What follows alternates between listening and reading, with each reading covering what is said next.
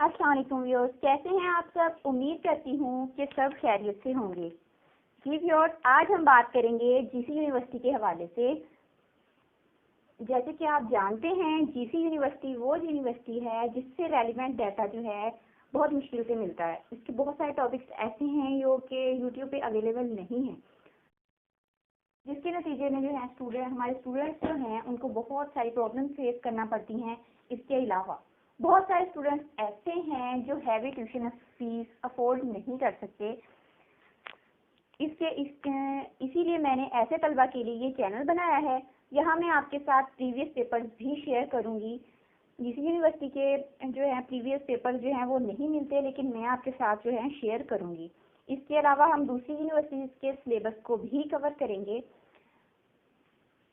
मज़ीद MA English के अलावा और दूसरे बहुत से मौजूआत पर भी वीडियोस बनाई जाएंगी, जैसे कि साइंस और टेक्नोलॉजी। इसके अलावा व्यूअर्स के जो रिक्वेस्टेड टॉपिक्स होंगे उन पे भी वीडियोस बनाई जाएंगी इंशाल्लाह। इसके साथ ही मुझे इजाज़त दीजिए। अल्लाह निगहबान।